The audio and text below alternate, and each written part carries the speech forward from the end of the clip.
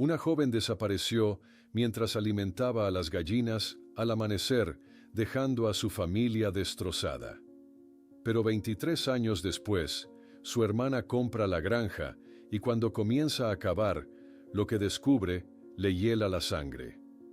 La niebla se arrastraba por los campos de nopal y agave mientras los primeros rayos de sol acariciaban las paredes ocres de la modesta hacienda de los Gutiérrez. En aquella madrugada del 12 de diciembre de 1999, día de Nuestra Señora de Guadalupe, el Valle de Maíz permanecía en silencio, apenas interrumpido por el ocasional canto de un gallo. Marisol Gutiérrez, de 8 años, ya estaba despierta. Sus ojos recorrieron el techo de su pequeña habitación, donde las borboletas de papel que había elaborado en su clase de artesanato revoloteaban inmóviles, suspendidas de hilos invisibles. A su lado, el pequeño radiorreloj tocaba suavemente De Colores, su canción favorita. Con movimientos cuidadosos para no despertar a su hermana Blanca, la niña deslizó sus pies en las sandalias gastadas y ajustó sobre su cuerpo delgado el vestido gris, un regalo de la reciente quinceañera de Blanca. Sus cabellos rubios, herencia inesperada de un bisabuelo español, estaban cuidadosamente trenzados desde la noche anterior, trabajo paciente de las manos de su madre. Marisol tomó a Lupita, su inseparable muñeca de trapo confeccionada por su abuela antes de fallecer, y salió al pasillo. Al pasar por el cuarto de sus padres, se detuvo brevemente. «Mamá, voy a darle de comer a las gallinas», susurró hacia la habitación en penumbra. Doña Concepción murmuró algo ininteligible desde las profundidades del sueño. Su padre, don Ernesto, ya había salido hacia su taller de Talavera en el centro de San Miguel, donde producía cerámicas tradicionales que los turistas americanos compraban a precios que él consideraba extravagantes. En la despensa, Marisol recogió el balde de maíz con ambas manos. El peso era considerable para su pequeño cuerpo, pero ella conocía bien esta rutina matutina. El gallo cantó nuevamente cuando atravesó el patio en dirección al gallinero. Eran las 5:47 de la mañana. A las 7:15, doña Concepción, ya preparando las tortillas para el desayuno, notó que Marisol no había regresado.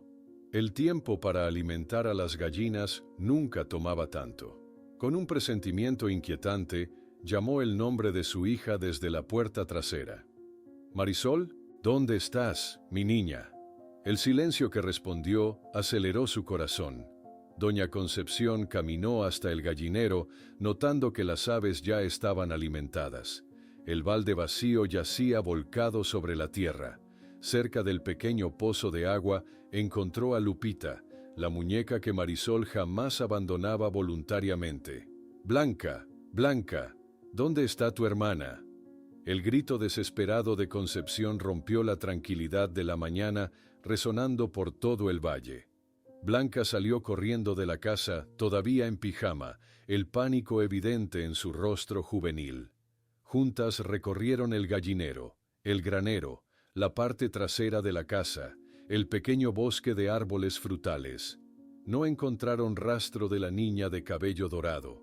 En menos de media hora, sus vecinos más cercanos, los Ortega, se unieron a la búsqueda. Don Julio Ortega montó su caballo para recorrer los campos adyacentes, mientras su esposa Carmela intentaba tranquilizar a Concepción, quien alternaba entre oraciones frenéticas a la Virgen de Guadalupe y gritos desesperados llamando a su hija. «Debe estar jugando por ahí, Conchita, seguro aparece pronto», decía Carmela sin mucha convicción en su voz.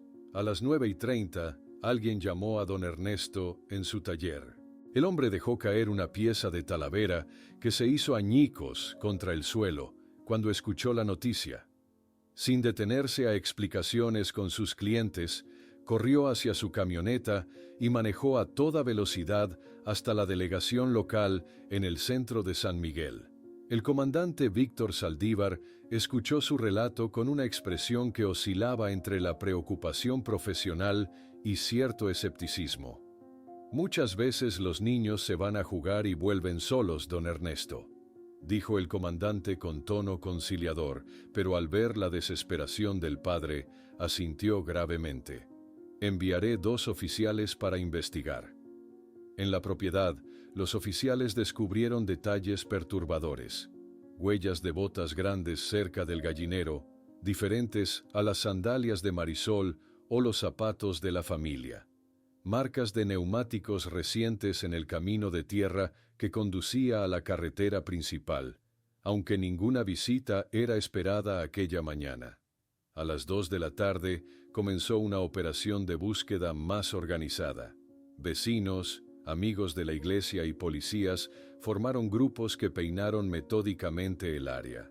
La radio local transmitió la noticia repitiendo la descripción de Marisol, niña blanca, trenzas rubias, vestido gris, aproximadamente 1,30 m, habla con leve tartamudeo cuando está nerviosa.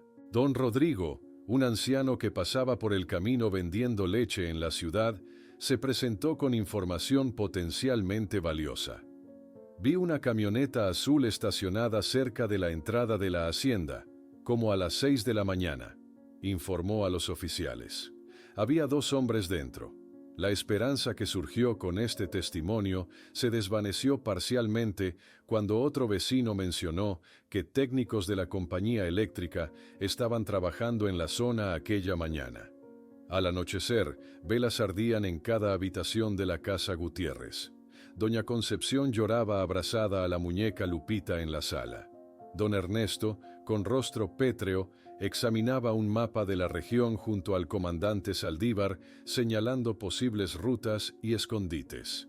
En el cuarto de las niñas, Blanca permanecía sentada en la cama vacía de su hermana, tocando con dedos temblorosos las pequeñas mariposas de papel que decoraban la pared. «Te voy a encontrar», susurró Blanca a la habitación vacía. «Te lo prometo, Marisol». El pequeño radioreloj seguía tocando suavemente, de colores, como si esperara que su dueña regresara en cualquier momento para apagarlo. Mientras la familia velaba en oración durante aquella primera noche sin Marisol, Blanca notó un extraño brillo metálico reflejando la luz de las velas proveniente del patio. Era algo que no estaba allí antes. Cuando se acercó a la ventana para ver mejor, distinguió claramente una cinta de cabello rosa idéntica a la que Marisol usaba en sus trenzas aquella mañana, cuidadosamente colocada sobre una piedra como si alguien la hubiera dejado allí para ser encontrada. Blanca corrió hacia el patio, su corazón latiendo con violencia. Bajo la luz plateada de la luna, la cinta rosa de Marisol descansaba sobre la piedra, inmaculada y perfectamente colocada. Demasiado limpia para haber estado a la intemperie desde el amanecer. «Papá, mamá, vengan rápido», gritó mientras recogía la cinta con manos temblorosas. Don Ernesto y doña Concepción salieron precipitadamente, seguidos por el comandante Saldívar que aún permanecía en la casa. El comandante observó la cinta con expresión grave y extrajo un pequeño sobre plástico de su bolsillo. «Permíteme, Blanca», dijo, colocándose guantes de látex. «Esto podría ser importante».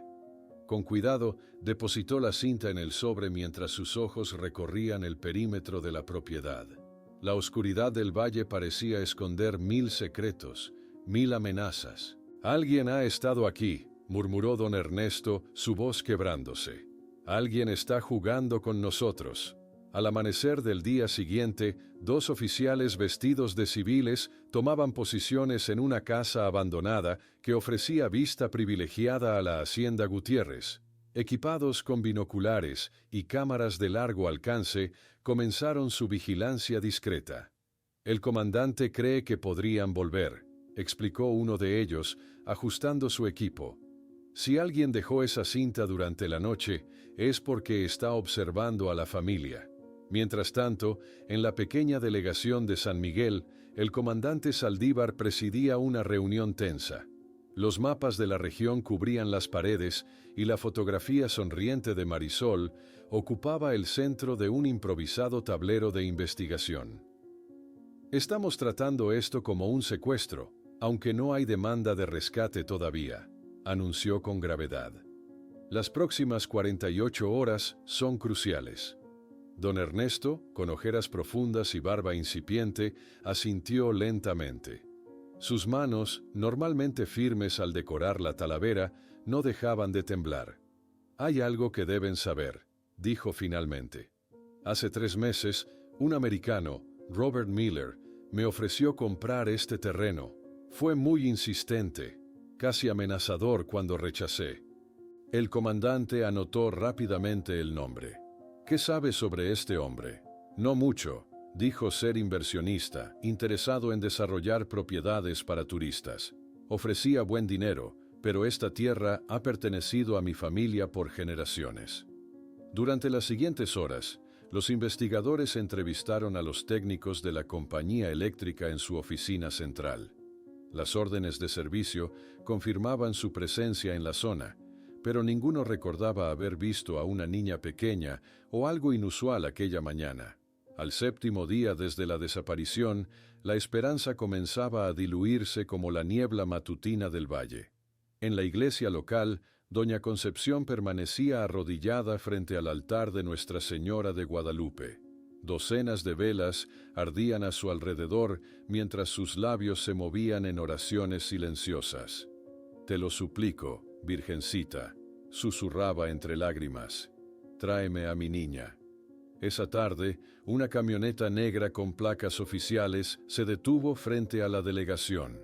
El investigador Miguel Álvarez, un hombre de 45 años con expresión severa y ojos que habían visto demasiados casos similares, descendió junto a su compañera más joven, Elena Carrasco, especializada en crímenes contra menores. «La Policía Federal Preventiva envía refuerzos», anunció Miguel al comandante Saldívar.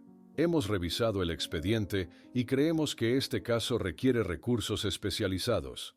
Elena no perdió tiempo. Su primera parada fue el cuarto de Marisol, donde observó meticulosamente cada detalle, desde los juguetes hasta los dibujos escolares.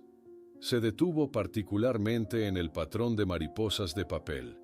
«Las niñas dejan huellas de su personalidad en sus espacios», comentó a Blanca, quien la observaba desde la puerta.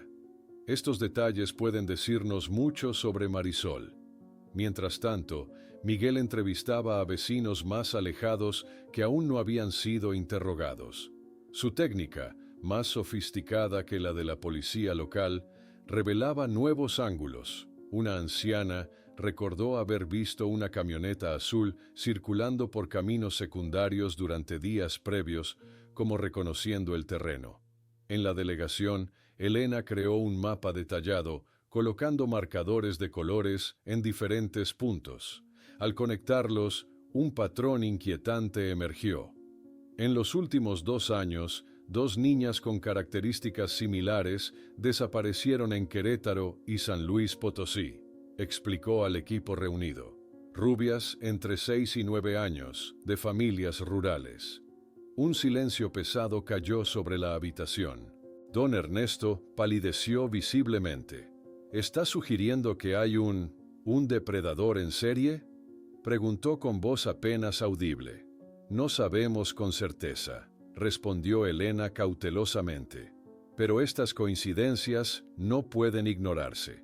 Miguel, por su parte, había estado verificando registros de propiedades. Extendió varios documentos sobre la mesa. «Robert Miller ha comprado terrenos en 3 ubicaciones diferentes en los últimos 5 años», señaló. «Todas propiedades rurales, todas en regiones aisladas». Al atardecer, Blanca regresó al gallinero, sentándose exactamente donde habían encontrado la muñeca Lupita. Entre sus manos sostenía la pequeña almohada que Marisol usaba para arrodillarse mientras alimentaba a las aves. «¿Dónde estás?», susurró, como si las gallinas pudieran responderle. «¿Quién te llevó?». Los investigadores federales decidieron visitar la última dirección conocida de Miller, una casa en construcción en las afueras de San Miguel. La encontraron vacía, pero con signos inequívocos de ocupación reciente. Colillas de cigarrillos, envases de comida, una silla colocada estratégicamente con vista hacia el camino que llevaba al valle. Esa noche, mientras Blanca ayudaba a ordenar las pertenencias de Marisol, el sonido de cristal rompiéndose sobresaltó a todos en la casa. Una piedra había atravesado la ventana del cuarto, trayendo amarrado un papel. Don Ernesto lo desdobló con manos temblorosas. El mensaje, formado por letras recortadas de periódicos, heló la sangre de todos los presentes. La niña de las trenzas doradas está viva, pero si siguen buscando, la próxima prenda que encontrarán no será una cinta. La amenaza escrita con letras recortadas de periódico provocó un silencio sepulcral en la habitación. Don Ernesto sostenía el papel con manos temblorosas, mientras doña Concepción se cubría la boca para ahogar un sollozo. El comandante Saldívar tomó rápidamente el mensaje con sus guantes, examinándolo bajo la luz. «Esto cambia nuestra estrategia», declaró con voz grave. «Quien sea que tenga a Marisol está vigilando cada uno de nuestros movimientos». Aquella misma noche, en la sala de los Gutiérrez, los investigadores federales y el comandante explicaron a la familia la necesidad de reducir la visibilidad de la búsqueda. «Entiendo su desesperación», dijo Elena con suavidad, «pero debemos ser más discretos. Si los secuestradores se sienten acorralados, podrían...». Su voz se apagó, dejando la frase incompleta, aunque todos comprendieron la implicación. Blanca, con los ojos enrojecidos por el llanto, apretó con fuerza la mano de su madre. «Entonces simplemente dejamos de buscarla. ¿Nos rendimos?» «No», respondió Miguel con firmeza. «Continuamos, pero de manera diferente». Al amanecer del día siguiente, Miguel instalaba discretamente pequeñas cámaras y micrófonos en puntos estratégicos alrededor de la propiedad. Trabajaba eficientemente en la penumbra, asegurándose de que los dispositivos quedaran perfectamente camuflados. «Quien dejó ese mensaje podría volver», explicó a don Ernesto, que lo observaba con expresión sombría. «Necesitamos estar preparados». Mientras tanto, en la cocina, doña Concepción permanecía arrodillada frente a un altar improvisado con fotografías de Marisol. Las velas ardían continuamente, y el rosario no abandonaba sus manos envejecidas. Sus labios se movían en oraciones silenciosas, interrumpidas ocasionalmente por sollozos que intentaba contener. En el centro de San Miguel, don Ernesto entró en su taller de Talavera por primera vez desde la desaparición. Sus empleados lo recibieron con miradas compasivas que él apenas registró. Caminó entre las mesas de trabajo, rozando con dedos temblorosos las piezas a medio terminar.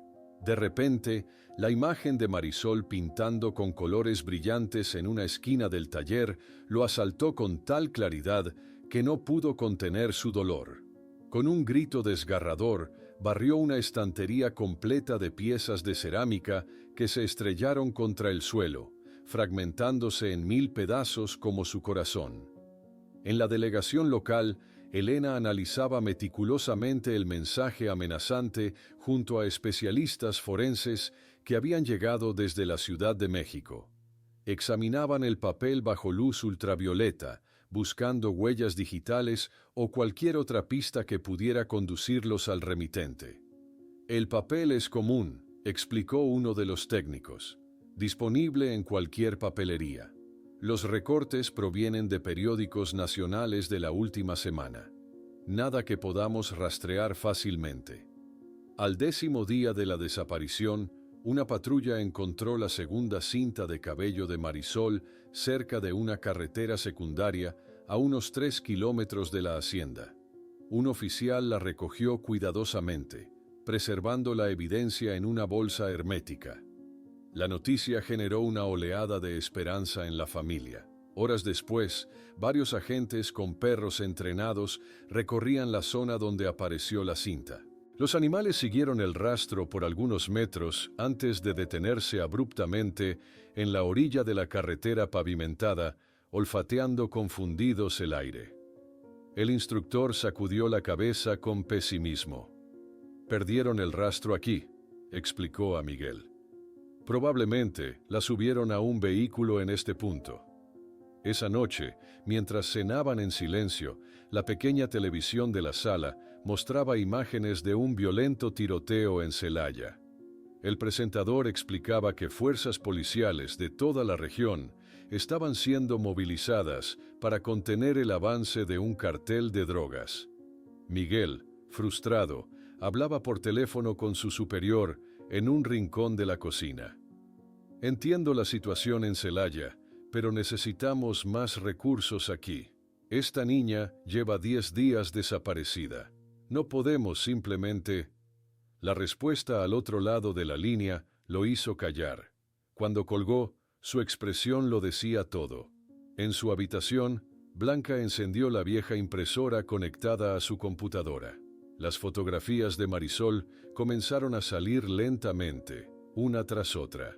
Con determinación, recortó y pegó las imágenes en cartulinas, añadiendo la descripción de su hermana y un número de contacto. Sabía que estaba desafiando las instrucciones de discreción, pero no podía quedarse de brazos cruzados. En la oscuridad de la noche, don Ernesto se sentó solo en la veranda, una botella de tequila en la mano. Bebió directamente de ella, sintiendo el líquido quemar su garganta, mientras sus ojos no dejaban de recorrer el camino de tierra por donde su pequeña había desaparecido. Las lágrimas corrían silenciosas por sus mejillas curtidas. Bajo la protección de la madrugada, Blanca recorrió las calles desiertas de San Miguel, colocando estratégicamente sus carteles en paradas de autobús, mercados y postes de luz. Se movía como una sombra, evitando ser vista, llevando el rostro sonriente de Marisol a cada rincón posible de la ciudad. Elena, mientras tanto, no descansaba. En la habitación de hotel que servía como centro de operaciones, seguía meticulosamente el rastro financiero de Robert Miller. Su laptop iluminaba su rostro concentrado mientras descubría transferencias sospechosas a una empresa pantalla en Panamá. Miguel, encontré algo, dijo por teléfono. Este hombre, Thomas Fletcher, fue investigado por tráfico de menores en Guatemala en 1995, pero el caso se desestimó por falta de pruebas. Y adivina quién le ha estado enviando dinero regularmente. Al amanecer, Blanca regresó exhausta de su misión secreta. Al acercarse a la casa, encontró a su padre desmayado en la veranda, la botella vacía rodando a sus pies y el rostro marcado por lágrimas secas. Con esfuerzo, logró llevarlo adentro y recostarlo en el sofá, cubriéndolo con una manta antes de colapsar ella misma en una silla cercana. Un mes después del desaparecimiento, cuando la investigación parecía estancarse, el teléfono de la Hacienda Gutiérrez sonó en la madrugada. Doña Concepción, que dormitaba junto al aparato, lo atendió con manos temblorosas. Lo que escuchó congeló la sangre en sus venas. La voz de una niña susurrando en español, «Mamá, ayúdame», antes de que la comunicación se cortara abruptamente, dejándola paralizada entre la esperanza y el horror al reconocer la voz de Marisol. El temblor en las manos de doña Concepción se extendió por todo su cuerpo, mientras sostenía el teléfono contra su oído, escuchando solo el tono intermitente que había reemplazado la voz de su hija. «Era ella, era Marisol», exclamó cuando don Ernesto y Blanca entraron precipitadamente a la sala, alarmados por su grito. En cuestión de minutos, técnicos de la Policía Federal invadieron la modesta sala de los Gutiérrez, instalando rápidamente equipos para rastrear futuras llamadas. Un especialista de cabello canoso explicaba a la familia: «La llamada anterior fue hecha desde un teléfono desechable, imposible de rastrear. Pero si vuelven a contactar, estaremos preparados». Doña Concepción repetía como un mantra, meciéndose levemente. Era ella, era su voz, estoy segura. Sus ojos, hinchados por semanas de llanto, ahora brillaban con una chispa renovada de esperanza.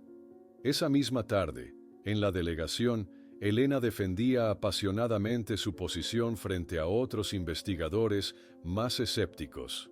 La madre está completamente segura y coincide con el patrón. Los secuestradores establecen contacto después de cierto tiempo para aumentar la presión psicológica sobre la familia. O simplemente alguien está jugando cruelmente con sus esperanzas, rebatió un oficial local. Podría ser cualquiera imitando la voz de una niña. Miguel observaba el intercambio con expresión grave. Independientemente de quién hizo la llamada, esto renueva la urgencia del caso.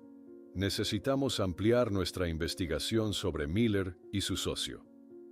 Al día siguiente, Miguel interrogaba a un hombre nervioso en una cafetería apartada del centro de San Miguel. El ex empleado de Robert Miller miraba constantemente hacia la puerta mientras hablaba en voz baja. Trabajé como jardinero en su propiedad durante 3 meses. Había zonas de la hacienda donde nos prohibían entrar. Una vez, creí escuchar voces de niños, pero cuando pregunté, me despidieron inmediatamente. ¿Viste alguna vez niños en la hacienda? ¿Algo fuera de lo normal?, insistió Miguel. Nunca directamente, pero llegaban cajas de juguetes, y una vez vi ropa pequeña tendida en un patio interior donde supuestamente nadie vivía. En el hotel que servía como centro de operaciones, Elena investigaba intensamente la hacienda mencionada por el ex empleado. Está registrada bajo una empresa panameña, explicó a Miguel cuando éste regresó. Ninguna conexión directa con Miller o Fletcher en los documentos oficiales, pero el patrón de compra es idéntico a sus otras propiedades. Mientras los investigadores seguían estas nuevas pistas, la situación en la casa Gutiérrez se deterioraba rápidamente. Don Ernesto, consumido por una mezcla tóxica de esperanza y desesperación, había retomado su trabajo en el taller de Talavera, pero su comportamiento errático ahuyentaba a los clientes. Aquella tarde, 2 turistas estadounidenses examinaban piezas decorativas cuando don Ernesto irrumpió en el área de ventas, visiblemente ebrio. «¡Ustedes!», gritó en un inglés entrecortado. «Gringos que roban niños, devuélvanme a mi hija». Los empleados tuvieron que contenerlo, mientras los asustados clientes huían del establecimiento. Por la noche, Blanca enfrentó a su padre en la cocina. El olor a tequila impregnaba el ambiente mientras ella colocaba bruscamente un plato de comida frente a él. «Así no la vas a encontrar», dijo con amargura. «Te estás destruyendo». Don Ernesto golpeó la mesa con el puño. «¿Y qué sugieres? ¿Sentarnos a esperar mientras mi niña está allá afuera sufriendo quién sabe qué? Si hubieras estado aquí esa mañana, como un padre normal, ella estaría con nosotros», gritó Blanca, las palabras escapando de su boca antes de poder contenerlas. Sin esperar respuesta, salió corriendo hacia su habitación. Al día siguiente, Elena y Miguel observaban discretamente desde una colina la hacienda identificada en Dolores Hidalgo. La propiedad, rodeada de altos muros y vigilada por cámaras de seguridad, parecía excesivamente protegida para una simple residencia rural. «Eso no es seguridad normal para una casa de campo», murmuró Miguel, ajustando sus binoculares. «Es más bien como una fortaleza». «Necesitamos una orden judicial para entrar», respondió Elena, «pero con lo poco que tenemos». En la hacienda Gutiérrez, doña Concepción había convertido el teléfono en el centro de su existencia. Se negaba a alejarse del aparato incluso para las necesidades más básicas, convencida de que Marisol volvería a llamar. Su rutina diaria se reducía a rezar junto al teléfono, dormir brevemente junto a él y esperar interminablemente. 3 meses después de la desaparición, el comandante federal convocó una reunión en la delegación. Su expresión sombría anticipaba malas noticias. «Lamentablemente, tenemos que reasignar recursos debido a la situación en Michoacán y Guerrero. La violencia de los carteles está desbordando nuestras capacidades». Don Ernesto, sobrio por primera vez en semanas, se levantó tembloroso. ¿Están abandonando la búsqueda de mi hija? No exactamente, respondió el comandante, evitando su mirada. El caso sigue abierto, pero con personal reducido. El agente Ramírez quedará como enlace. Cuando las autoridades se retiraron, Miguel se acercó a don Ernesto. Seguiré investigando en mi tiempo libre. No abandonaremos a Marisol. En la escuela secundaria, Blanca se había convertido en una sombra silenciosa. Sus compañeros la evitaban, incómodos ante su dolor, y los profesores ya no insistían cuando ella se ausentaba mentalmente durante las clases. Durante el almuerzo, se sentaba sola, observando con amargura cómo la vida continuaba normalmente para todos, excepto para su familia fracturada.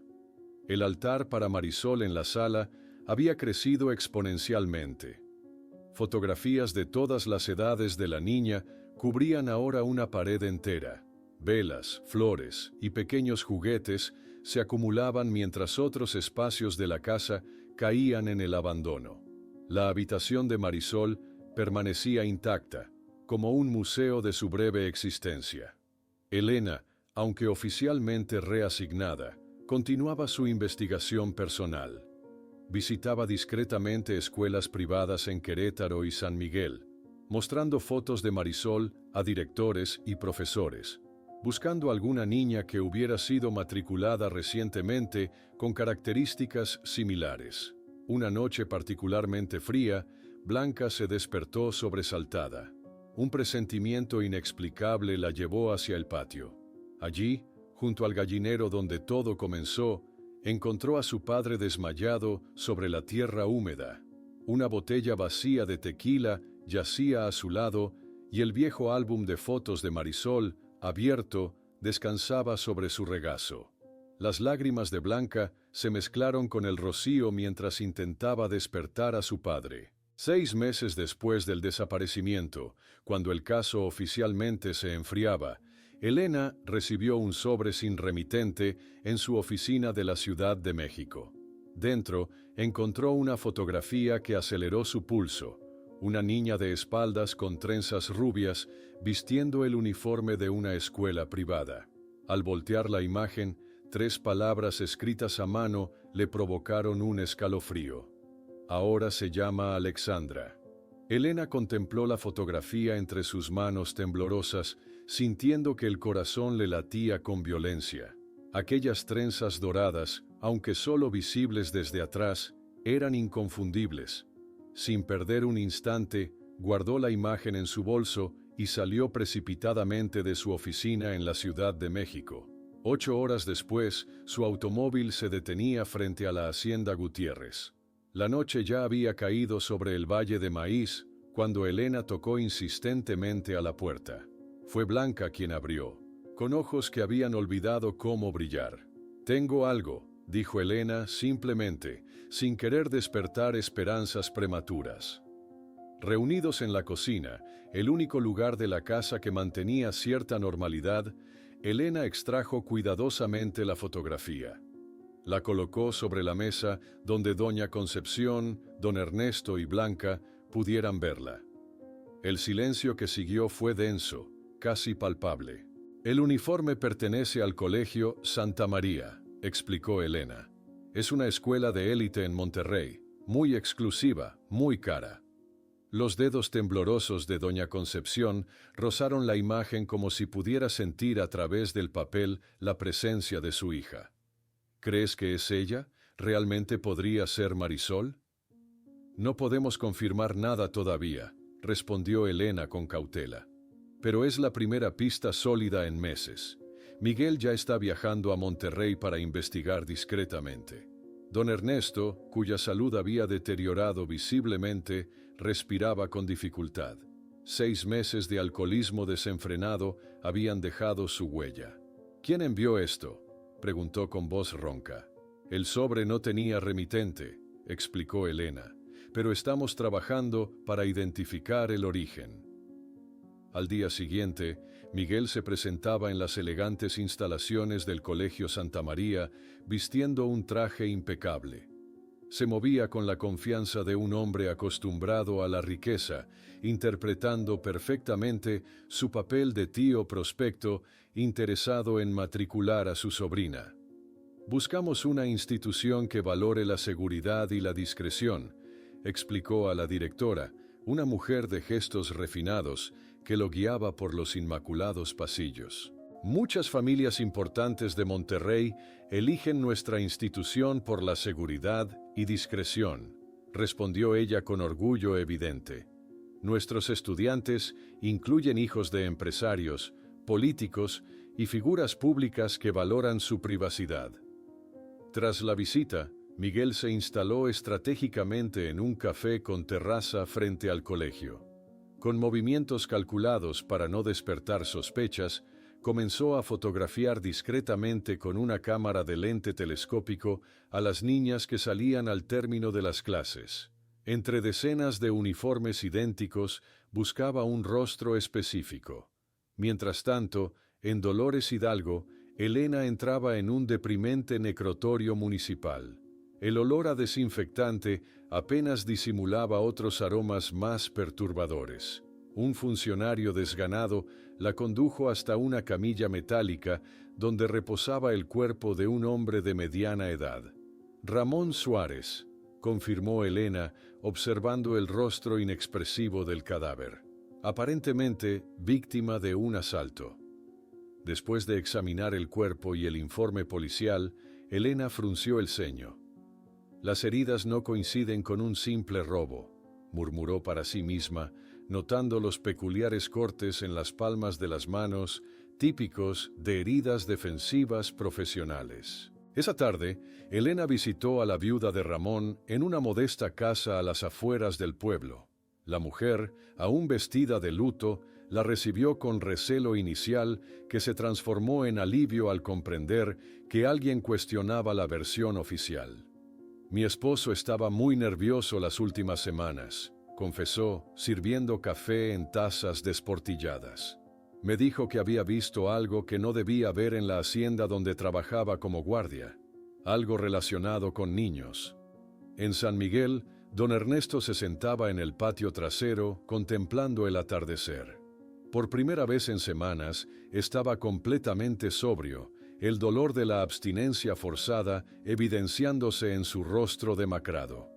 El médico dice que tengo el hígado destrozado, explicó a Blanca, quien se había sentado silenciosamente a su lado. Pero quiero vivir lo suficiente para ver a tu hermana regresar. Te lo prometo. 2 días después, en su pequeña habitación, Blanca celebraba su cumpleaños 16 con un pastel casero que su madre había preparado en un raro momento de lucidez. Sobre la mesa, junto a la única vela encendida, había colocado otra sin encender. Para cuando vuelva Marisol, explicó simplemente, mientras sus padres intentaban sonreír. En Monterrey, Miguel observaba discretamente la mansión de los Velázquez desde su automóvil estacionado a distancia prudente. La propiedad, ubicada en el exclusivo barrio de San Pedro Garza García, estaba protegida por altos muros y sistema de seguridad avanzado.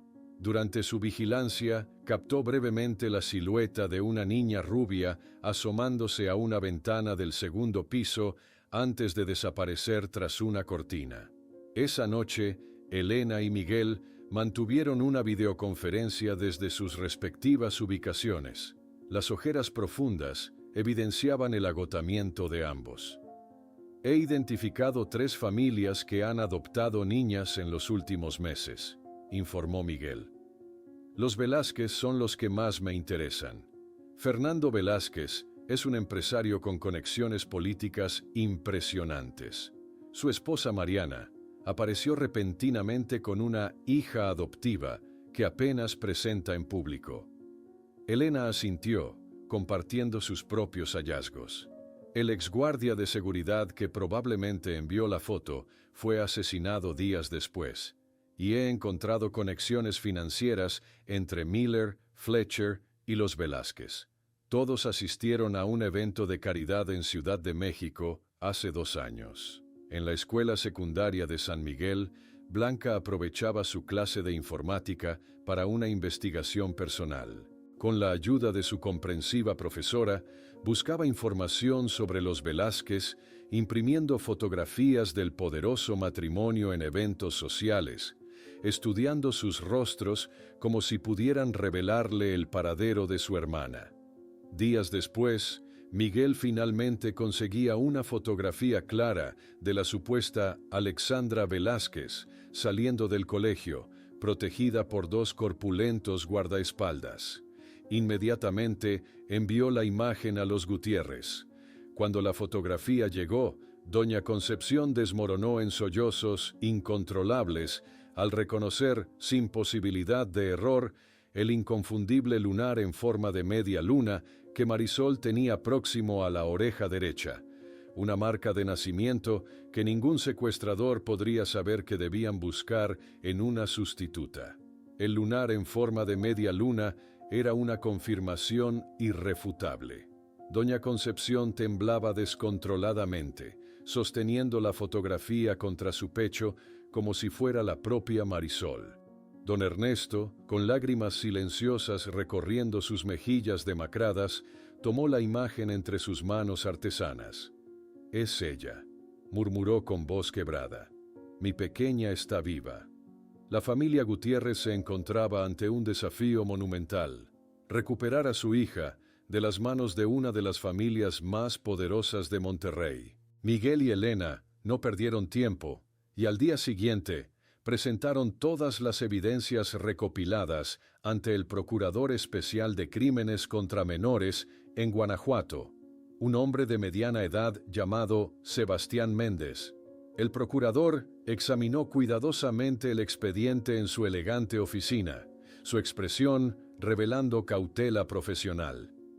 «Entiendo su convicción, pero necesitamos evidencia irrefutable antes de enfrentar a una familia como los Velázquez. No podemos simplemente acusarlos de secuestro basándonos en un lunar y algunas coincidencias». Elena se inclinó hacia adelante. «También tenemos la identificación positiva de la madre, las conexiones financieras con personas investigadas por tráfico infantil y el testimonio del exguardia asesinado. Evidencia circunstancial en su mayoría», respondió el procurador, cerrando la carpeta. «Necesitamos algo más concreto para obtener una orden judicial que nos permita siquiera interrogarlos». Al regresar a la hacienda, don Ernesto tomó una decisión que sorprendió a toda la familia. Con determinación renovada, arrojó todas las botellas de alcohol que quedaban en la casa a la basura. «Necesito estar fuerte para lo que viene, para traer a mi hija de vuelta». Durante las semanas siguientes, don Ernesto se mantuvo sobrio por primera vez en meses. Aunque su salud ya estaba significativamente comprometida, dedicó sus energías renovadas a prepararse para la batalla legal que se avecinaba. Vendió algunas de sus piezas más valiosas de Talavera a un comerciante americano, explicando con voz firme: «Estos son mis tesoros, pero mi verdadero tesoro está en Monterrey». Mientras tanto, Blanca se había convertido en una investigadora obsesiva. En la Biblioteca Pública de San Miguel, pasaba horas recopilando artículos de periódicos sobre los Velázquez, creando meticulosamente una línea del tiempo de sus actividades. Sus cuadernos se llenaban de anotaciones detalladas, conexiones y teorías. Una tarde, Blanca descubrió un artículo casi olvidado en un periódico de hace 5 años. Fernando Velázquez fue investigado por fraude fiscal. Leyó con creciente interés. El caso había sido misteriosamente archivado después de que el juez a cargo recibiera un inesperado ascenso. Este patrón de influencia judicial reforzaba sus sospechas. En Monterrey, Miguel continuaba su vigilancia discreta del Colegio Santa María. Desde su automóvil estacionado estratégicamente, fotografiaba diariamente a Marisol Alexandra, entrando y saliendo de la escuela, siempre escoltada por guardaespaldas de traje oscuro. En las imágenes, la niña aparecía pulcramente vestida, pero con una expresión ausente, como si su cuerpo y su mente estuvieran en lugares diferentes. Elena había logrado contactar con una fuente valiosa dentro del colegio. Una joven profesora de arte llamada Lucía, quien había notado comportamientos peculiares en la niña. Al principio, cuando llegó hace unos meses, la niña no hablaba, explicó Lucía durante un encuentro clandestino en una cafetería alejada del centro. Dibujaba constantemente gallinas y una casa pequeña con montañas al fondo. Cuando le pregunté sobre sus dibujos, se asustó y no volvió a dibujar lo mismo. Armados con esta información, Elena, Miguel y un promotor público simpatizante se reunieron en un discreto hotel para diseñar su estrategia legal.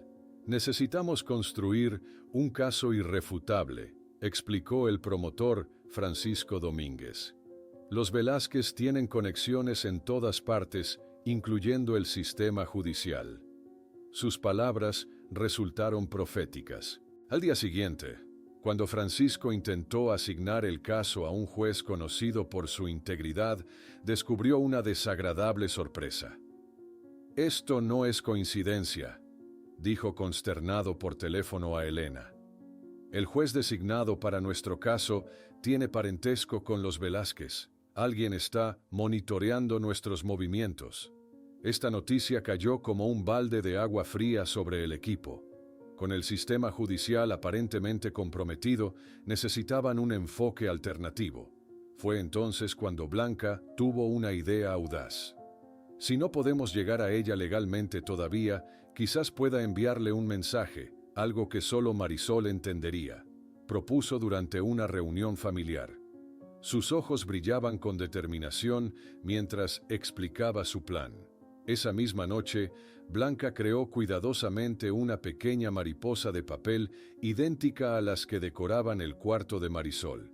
En el interior, escribió un mensaje codificado basado en juegos secretos que compartían de niñas. Era un mensaje que solo su hermana podría comprender. Elena coordinó la entrega del delicado mensaje con Lucía, la profesora de arte. La joven docente se comprometió a colocar discretamente la mariposa entre los materiales de Alexandra durante la siguiente clase. Una semana después, la tensión era palpable mientras esperaban alguna señal de que el mensaje había llegado a su destino. Miguel mantenía su vigilancia rutinaria frente al colegio cuando notó algo inusual.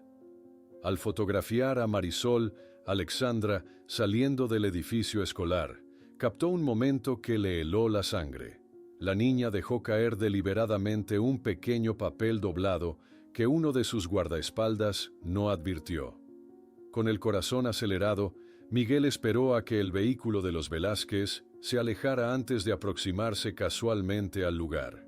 Lo que recogió era otra mariposa de papel, con un mensaje escrito en letra infantil. «Ayúdame. Sé quién soy realmente. Ellos dicen que si intento escapar, lastimarán a mi verdadera familia».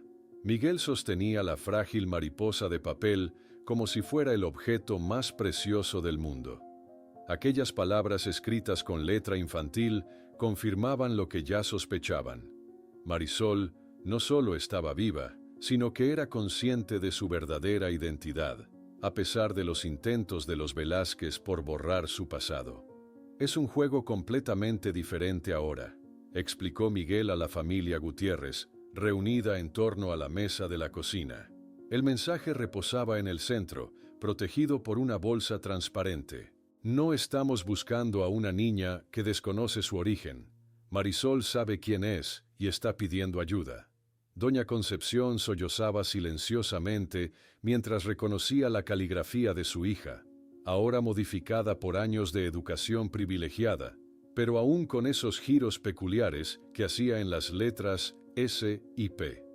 Don Ernesto, significativamente más sobrio y lúcido que en meses anteriores, observaba el mensaje con una mezcla de esperanza y furia contenida. «Mi niña está atrapada», murmuró, y amenazada. Elena, que había regresado apresuradamente de Ciudad de México tras la noticia, explicó su nuevo enfoque. «Con esto, cambia nuestra estrategia legal. Ya no es solo un caso de tráfico infantil, sino de retención contra voluntad. Evitaremos el sistema judicial de Monterrey y buscaremos una jueza federal en Ciudad de México conocida por su integridad. Durante los días siguientes, Blanca se dedicó a crear docenas de pequeñas mariposas de papel, cada una conteniendo preguntas codificadas que solo Marisol podría entender. Utilizaba referencias a recuerdos compartidos, el nombre de las gallinas, canciones que cantaban juntas, escondites secretos en la hacienda. La profesora Lucía se convirtió en su aliada indispensable, deslizando discretamente estas mariposas entre los materiales escolares de la niña. A través de este frágil pero efectivo sistema de comunicación, fueron descubriendo fragmentos perturbadores de la historia de Marisol. Antes de llegar con los Velázquez, escribió la niña en una de sus respuestas: «Estuve 3 meses en una granja con otras niñas. Nos obligaban a olvidar nuestros nombres verdaderos. Si los decíamos, nos castigaban sin comida». En otra mariposa, Marisol describía: «Había un cuarto oscuro donde nos encerraban si mencionábamos a nuestras familias. Nos repetían que nuestros padres nos habían vendido o abandonado. Algunas niñas terminaban creyéndolo». Estas revelaciones desgarradoras sobre la granja de transición proporcionaban piezas cruciales para entender la red de tráfico infantil. Blanca comenzó a dibujar un mapa basado en las descripciones fragmentadas de su hermana: una hacienda aislada, montañas al fondo, un río cercano, un granero rojo donde mantenían a las niñas. Mientras tanto, don Ernesto sufría las consecuencias de años de abuso alcohólico. Una mañana, mientras discutían los avances del caso, se desplomó en la cocina, presa de un dolor abdominal agudo. «No hospital, por favor», suplicó desde el suelo, aferrándose a la mano de Blanca. «No podemos arriesgarnos ahora. Si los Velázquez descubren que estoy internado, sabrán que estamos cerca». Doña Concepción, recuperando parte de su antigua fortaleza, se encargó de cuidarlo en casa. Aplicaba cataplasmas de hierbas tradicionales mientras rezaba incesantemente. El médico familiar, un viejo amigo de la familia, visitaba la casa discretamente, trayendo medicamentos y advertencias sombrías sobre la necesidad de hospitalización que don Ernesto seguía rechazando. «Es mi hija», insistía durante las reuniones estratégicas, su rostro amarillento y demacrado, contrastando con la determinación en sus ojos. «Estaré presente cuando planeemos traerla de vuelta». Una mañana, Miguel fotografió a Fernando Velázquez en una improvisada conferencia de prensa. El empresario, impecablemente vestido y con una sonrisa ensayada, anunciaba: «Mi familia se tomará un descanso de 6 meses. Visitaremos Europa y posiblemente nos estableceremos temporalmente en Suiza por temas de negocios y educación de nuestra hija».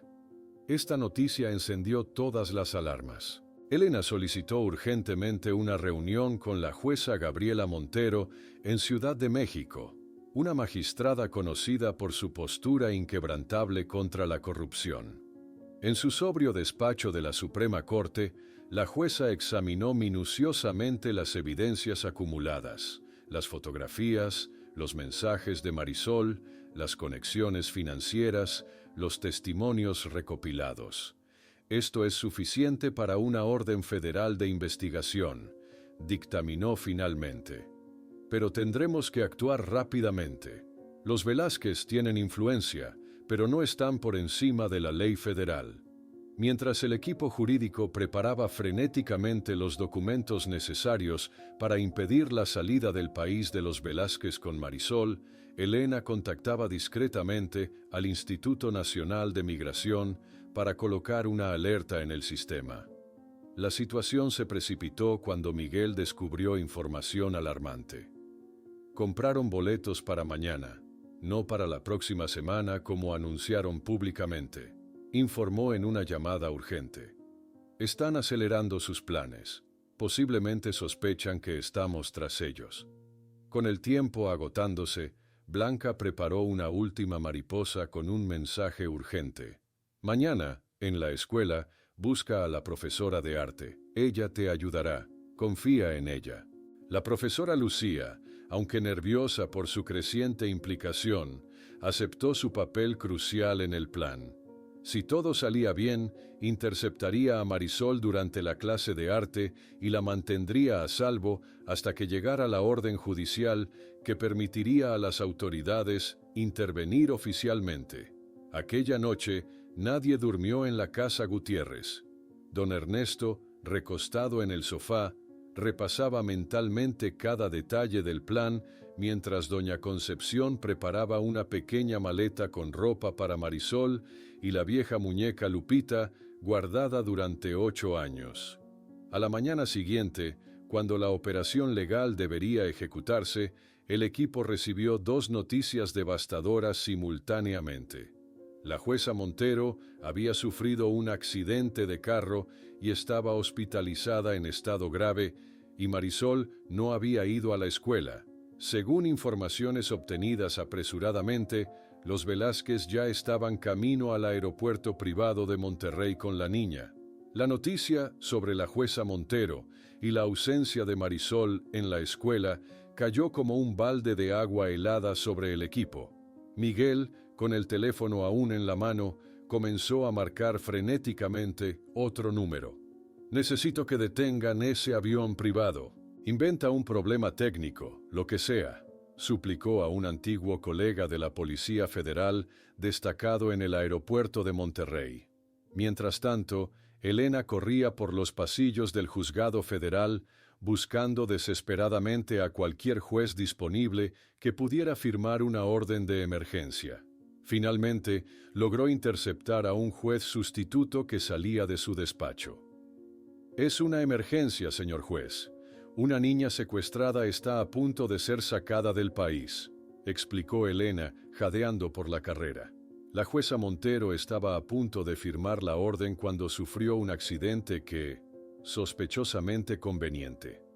En la hacienda Gutiérrez, don Ernesto se incorporaba dolorosamente de la cama, ignorando las protestas de doña Concepción y el evidente dolor que reflejaba su rostro amarillento. Si mi hija está a punto de desaparecer para siempre, estaré allí para impedirlo, declaró mientras se abotonaba con manos temblorosas una camisa limpia. Blanca, prepara el auto. Vamos a Monterrey ahora mismo. 20 minutos después, Blanca conducía a toda velocidad por la carretera hacia Monterrey, con don Ernesto recostado en el asiento del copiloto. El paisaje árido pasaba como un borrón a ambos lados, mientras padre e hija mantenían un silencio tenso, roto ocasionalmente por indicaciones de navegación o llamadas de actualización de Miguel. «Hay algo que nunca te conté», dijo finalmente don Ernesto, mirando al horizonte.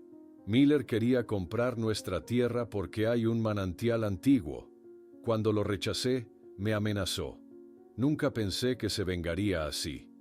Blanca apretó el volante con fuerza. «¿Por qué no lo dijiste antes?» «Porque parecía tan insignificante entonces», respondió su padre con amargura. Un hombre rico frustrado porque un simple artesano no quiso venderle su tierra. ¿Cómo iba a imaginar que recurriría a esto? En San Miguel, doña Concepción entraba a la iglesia donde el párroco había convocado una vigilia especial. Docenas de velas iluminaban el recinto y rostros conocidos se giraron hacia ella con expresiones de apoyo. El padre Tomás avanzó hacia el altar. «Hoy rezamos por Marisol Gutiérrez, que después de tanto tiempo puede volver con su familia», anunció con voz solemne mientras la congregación se unía en oración. En el aeropuerto privado de Monterrey, Fernando Velázquez gesticulaba furiosamente frente a varios oficiales de aduanas. Su traje impecable y su porte autoritario contrastaban con la creciente frustración en su rostro. «Esto es ridículo. He volado desde este aeropuerto decenas de veces. ¿Ahora de repente hay un problema con los documentos del avión?», vociferaba mientras sus abogados intentaban mediar en la situación. En una sala separada del mismo aeropuerto, Mariana Velázquez sujetaba firmemente del brazo a Marisol Alexandra. La niña, vestida con un elegante conjunto de viaje, mantenía la mirada baja, pero sus ojos se movían constantemente, vigilando cada entrada y salida de la habitación como un animal enjaulado buscando escape. «Todo estará bien, cariño», susurraba Mariana con una sonrisa tensa. «Solo es un retraso menor. Pronto estaremos en Europa, lejos de todas estas complicaciones». En el juzgado federal, Elena finalmente recibía un documento con un sello oficial. «Tenemos la orden judicial temporaria, solo válida por 24 horas, pero es suficiente», informó a Miguel por teléfono mientras corría hacia su vehículo. Miguel, posicionado discretamente en el estacionamiento del aeropuerto, recibía simultáneamente una información alarmante de su informante interno. El segundo auto de los Velázquez acaba de salir por la salida de servicio, le informaron. Con la niña dentro. «¡Maldición! Están dividiendo fuerzas», exclamó Miguel, corriendo hacia su vehículo. «Fernando está creando una distracción mientras Mariana saca a la niña por otra ruta». Rápidamente, el equipo se reagrupó, compartiendo ubicaciones por teléfono.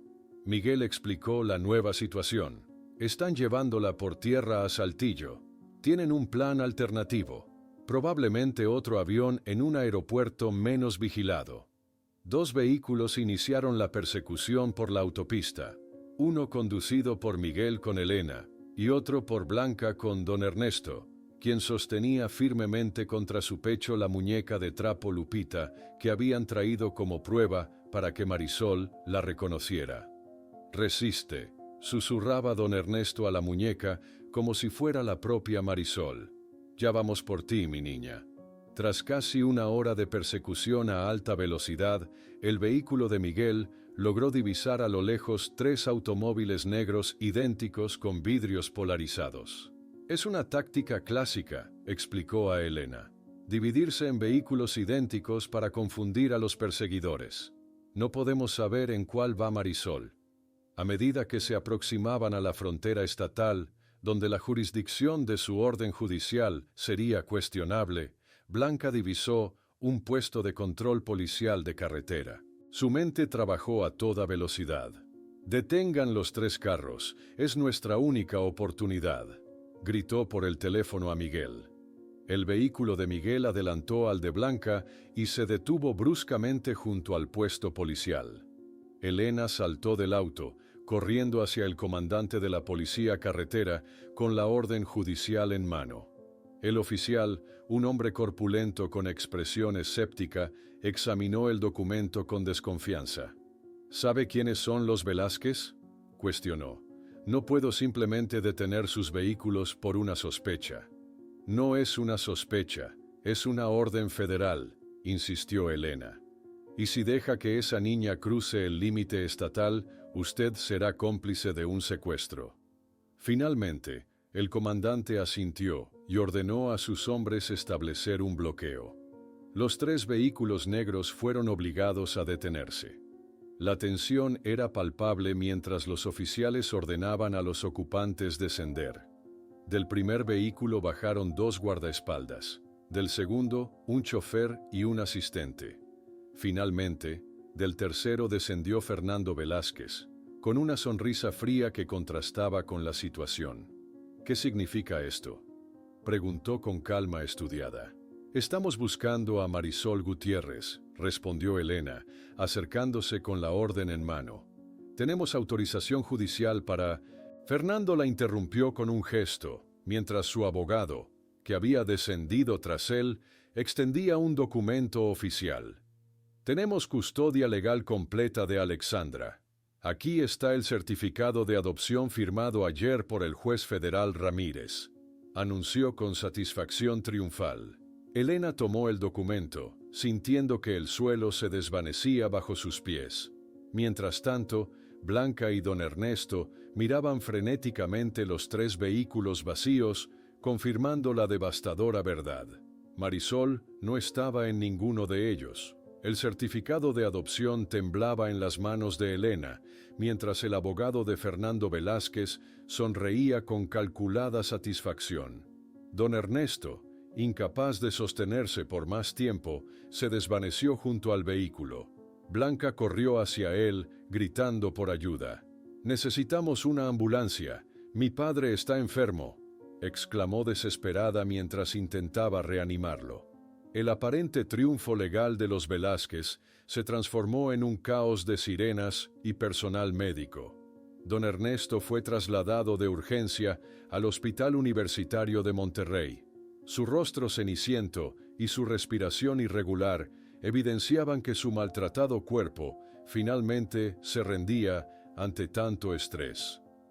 En la sala de espera, Blanca sostenía la mano de su padre mientras los médicos realizaban pruebas. «Su hígado está severamente comprometido», explicó el doctor con expresión grave. «Necesitamos hospitalizarlo indefinidamente».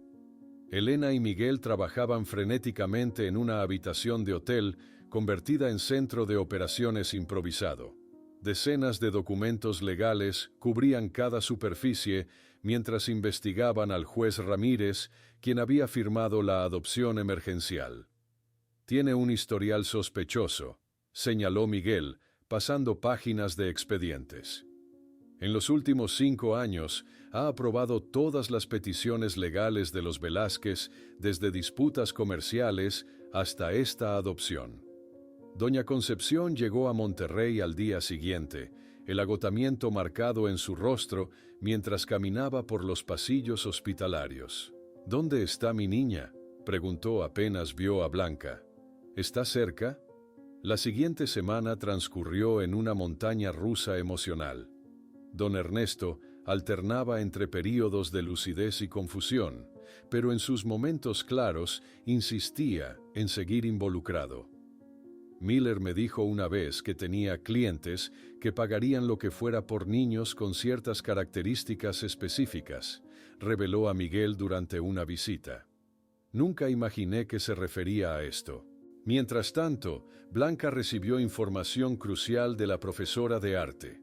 Los Velázquez mantenían a Marisol en una propiedad rural en las afueras de Monterrey, cerca del municipio de Santiago, mientras preparaban otra salida del país. Sin perder tiempo, Blanca se aventuró a observar la propiedad desde la distancia, utilizando binoculares. Su corazón dio un vuelco cuando vislumbró brevemente una figura infantil de cabello rubio en una ventana del segundo piso. La profesora entregó a Blanca varios dibujos realizados por Marisol Alexandra durante sus clases. Paisajes que representaban claramente la hacienda Gutiérrez, con detalles que solo alguien que había vivido allí podría conocer. El peculiar ángulo del gallinero, las formas específicas de las montañas al fondo, incluso la posición exacta del viejo pozo. «Ella recuerda», susurró Blanca, acariciando los trazos de lápiz como si tocara a su hermana. Un avance significativo llegó cuando un hombre nervioso contactó a Elena en un estacionamiento aislado.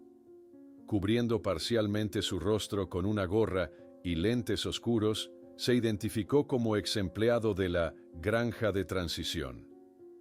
«Trabajé 3 años en esa granja de transición. Lo que hacían a esos niños, no podía seguir callando», confesó, mirando constantemente a su alrededor como si esperara ser descubierto. El informante mostró a Elena fotografías secretas tomadas con su celular. Niños en una propiedad aislada en Zacatecas siendo reeducados por personas que usaban batas blancas, técnicas de modificación conductual claramente visibles en las imágenes. Les enseñaban a olvidar su vida anterior, explicó con voz quebrada. Utilizaban desde privación sensorial hasta técnicas de hipnosis. A los más resistentes los drogaban hasta que su voluntad se quebraba. Con esta nueva evidencia, el equipo legal contratado por los Gutiérrez presentó una solicitud formal. «Solicitamos una evaluación psicológica independiente de la menor debido a evidencias de manipulación psicológica», argumentó la abogada Ana Fuentes ante un nuevo juez. En su lujosa oficina con vista panorámica a Monterrey, Fernando Velázquez no podía contener su furia. Se suponía que esto estaría resuelto, gritó al teléfono, su rostro enrojecido contrastando con la elegancia del mobiliario. Pagué una fortuna para que desapareciera el caso. La jueza sustituta, Carmen Aguirre, una mujer de mediana edad con reputación intachable, revisó cuidadosamente el expediente completo.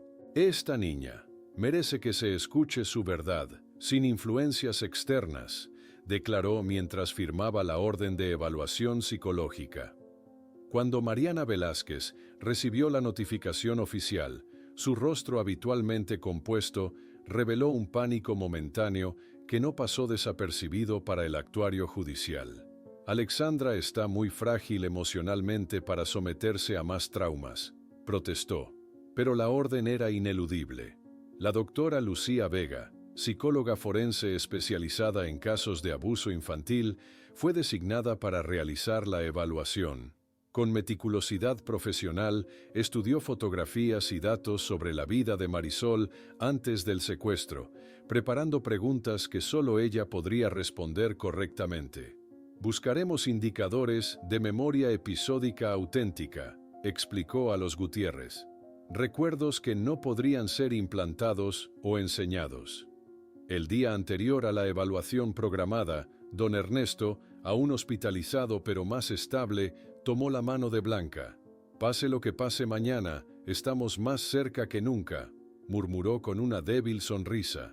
Esa noche, en la habitación de hotel donde se hospedaban, doña Concepción preparó cuidadosamente la ropa que llevaría al tribunal. Un vestido sencillo pero digno, y en su bolso colocó la muñeca Lupita, desgastada por el tiempo pero intacta en su significado. A la mañana siguiente, cuando todos aguardaban tensamente en la sala del tribunal familiar, un oficial entró apresuradamente con expresión alarmada. Fernando Velázquez ha sido encontrado muerto en su oficina, anunció, provocando exclamaciones de asombro. Aparentemente se suicidó anoche. Dejó una carta confesando el secuestro de Marisol y otros crímenes.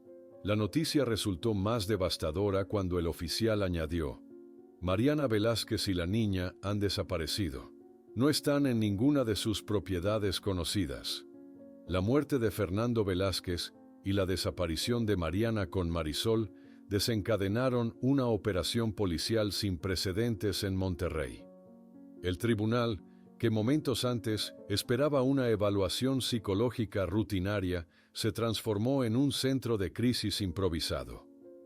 La carta confesión fue encontrada junto al cuerpo, explicó el comandante Torres, extendiendo el documento protegido en una bolsa plástica. Menciona detalles sobre la red de tráfico infantil, incluyendo nombres de otros compradores y facilitadores. Elena examinó la carta con escepticismo. Es demasiado conveniente, murmuró.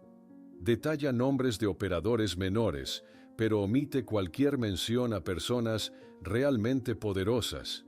Esto no fue un suicidio, fue una eliminación para proteger a otros implicados. Las autoridades iniciaron registros simultáneos en todas las propiedades conocidas de los Velázquez, pero cada ubicación resultaba vacía, con evidencias de abandono apresurado, cajones abiertos, ropa desperdigada, documentos quemados en chimeneas. Mientras doña Concepción permanecía junto al lecho hospitalario de don Ernesto, Blanca colaboraba con los investigadores analizando los dibujos de Marisol en busca de pistas sobre su posible paradero. Un patrón llamó su atención, un faro específico que aparecía en varios bocetos, siempre desde el mismo ángulo, como si la niña lo viera cotidianamente. «Es el faro de Bucerías», exclamó Blanca, reconociendo finalmente la estructura. «En la costa de Michoacán, lo recuerdo de un libro de geografía escolar». Simultáneamente, Miguel recibía una llamada anónima. «La señora Velázquez tiene una propiedad no registrada cerca de Lázaro Cárdenas, en Michoacán. Una casa frente al mar que perteneció a su familia materna. En Zacatecas, la granja de Transición era rodeada por agentes federales. Las evidencias encontradas resultaron escalofriantes. Habitaciones de aislamiento sensorial, archivos detallados sobre reprogramación infantil, fotografías de docenas de niños que habían pasado por sus instalaciones en los últimos años. La operación derivó en la captura de Robert Miller en Florida, donde vivía bajo identidad falsa. Las imágenes televisivas mostraban al estadounidense escoltado por agentes del FBI, cabizbajo, mientras un presentador anunciaba el pedido de extradición emitido por México. Don Ernesto, aunque debilitado, insistió en participar en las reuniones estratégicas desde su habitación hospitalaria. Miller siempre supo dónde estaba Marisol, reveló con voz quebrada. En nuestras discusiones por la tierra, mencionó que mis hijas estarían mejor lejos de mí. Lo tomé como una bravuconada sin importancia. Las investigaciones avanzaron rápidamente cuando Elena descubrió que Mariana Velázquez había comprado pasajes marítimos a Santa Lucía bajo el nombre de Patricia Morales, programados para zarpar esa misma noche desde un pequeño puerto privado en Michoacán. «Tenemos menos de 8 horas», anunció Miguel, mientras organizaba el traslado urgente del equipo. «Si pierden ese barco, probablemente tengan alternativas preparadas. Podríamos perderla para siempre». Doña Concepción empacó apresuradamente una pequeña maleta con ropa limpia, la muñeca Lupita y fotografías familiares. «Cuando la encuentre, quiero que recuerde quién es realmente», explicó mientras acariciaba el desgastado juguete. Un avión especial trasladó al equipo hasta Lázaro Cárdenas. Al aterrizar, se dividieron en grupos coordinados por radio. Blanca y Doña Concepción, acompañadas por 2 agentes, recorrieron la playa mientras la tarde caía, buscando propiedades que coincidieran con la descripción del informante. «Allí», susurró Blanca cuando distinguieron a lo lejos una casa aislada cerca del faro, con un vehículo estacionado que coincidía con la descripción del automóvil de Mariana. Miguel y un grupo de policías locales se aproximaron cautelosamente a la propiedad. A través de una ventana, confirmaron movimiento interior. Una mujer empacando frenéticamente maletas mientras consultaba repetidamente su reloj. Posicionados estratégicamente alrededor de la casa, los agentes prepararon la entrada. El corazón de Blanca se detuvo momentáneamente cuando, desde su posición, vislumbró una pequeña figura en la terraza trasera. Una niña de cabello rubio suelto al viento, mirando silenciosamente hacia el mar, como despidiéndose. «Es ella», murmuró Doña Concepción, temblando. «Mi niña». La operación se ejecutó con precisión quirúrgica. Mientras los agentes aseguraban las entradas, Mariana Velázquez fue detenida sin resistencia, sorprendida con pasaportes falsos y una considerable cantidad de dinero en efectivo. El momento que la familia Gutiérrez había imaginado durante 8 años, finalmente llegó cuando Doña Concepción entró en la terraza donde Marisol permanecía, ahora flanqueada por agentes femeninas que la protegían. La niña, de 16 años ahora, pero con el rostro que conservaba rasgos reconocibles de aquella pequeña que desapareció alimentando gallinas, miró a Doña Concepción con una mezcla de reconocimiento y confusión profunda. Instintivamente, su mano buscó la de Mariana, quien acababa de ser escoltada a la terraza, esposada, pero serena. «¿Mamá?», preguntó Marisol, su mirada alternando entre ambas mujeres, reflejando el conflicto interno que la desgarraba. «Mi niña», sollozó Doña Concepción, deteniéndose a unos pasos de distancia, respetando el evidente desconcierto de la joven.